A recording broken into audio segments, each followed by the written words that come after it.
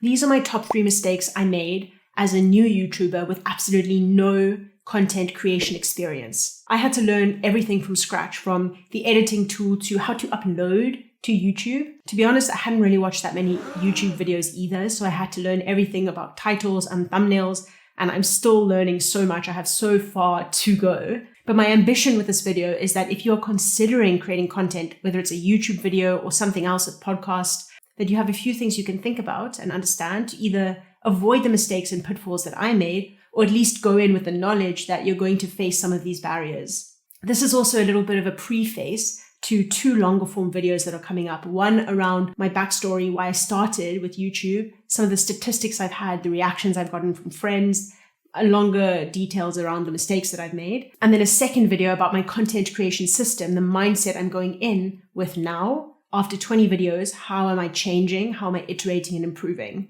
So those 2 videos are a really good breakdown if you're interested in more depth. But these 3 quick tips hopefully get you inspired to start something and you draw some value from them. The first big mistake that I made, which is ironic, is not designing a content creation system. This whole channel is about designing systems so we can live more integrated and fulfilling lives. But I did not start out with a clear, this is how I'm going to do this thing and balance all the different parts of my life, from my full-time job to training 4 to 5 times a week, to the relationships that I wanted to maintain and even make. So while I'm making a longer form video that's going to break this down in depth, the things that I've realized are important is having a year overview, knowing exactly what is coming up when, so I can plan the different timings, which is the second part, understanding what an ideal week looks like, and making sure that I fit in all the different priorities I have in my life within that ideal week, so nothing really slips from my mind. Then the other part to this is also making sure I don't context switch too much. So I try now to batch my content, film multiple videos on one day, then do a lot of editing. From the editing, I can go into post-production, and then after post, I can, publish 3 videos at a time, auto-upload them, and then I don't have to think about that for the next couple of weeks, and I can go into the cycle again. Something that I'll go into depth as well is my workflow. So if you're interested in the basic workflow that I've built as a new YouTuber, check out not the next video, but the video after. Then the second thing, which is so silly that I didn't do in hindsight, but I didn't keep a running note of all the things that I was learning. When you are a new YouTuber and starting everything from scratch, you're going to go through so many different tutorials. You're going to find great pieces of nuggets of information and how to do different shortcuts. If you're only making a video a week, you're going to forget them by the next week. So I spent so much time re-looking up the video tutorials, and I knew that video tutorial was out there, but sometimes I just couldn't find it. So frustrating. What I would do now, and what I do now, is keep a running note. And it's super basic. It's just, what is the thing that I learned?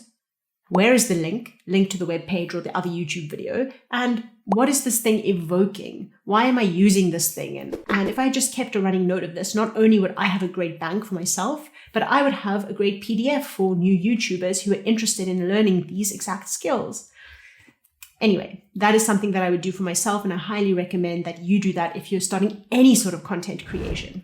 And the last thing that I would say, which I'm going to go into in much greater depth in the next video coming up, is remember the why. Why are you doing this thing? Because when you start to look at statistics and you see, oh, this didn't get a lot of views, or oh, this got amazing views, the dopamine spikes or downs will really get to you. The metrics are there as measurement tools, not as validation. And that's something I'm saying to also remind myself. Because on this journey, especially as you start out, there are going to be a lot of mixed messages. The algorithm, which is actually just people watching, YouTube takes time often to find the people that are going to be interested in your content. And the more people that are interested in your content and start to engage with it, the easier it is for YouTube to then find more people like that. And under the same banner, the other thing to be aware of is that creating solo content like I'm doing can be quite a lonely experience. Even if you're not like me, someone who has experienced great loneliness at different phases of her life. Right now, I have a really rich friend group and I have different people in my life I appreciate so much and have such strong relationships with. But previously, I haven't had that. So here, as I'm prioritizing content creation over spending more and more time with people or making new relationships and connections, I feel a certain type of fear that I'm missing out on things and that my friends won't understand me.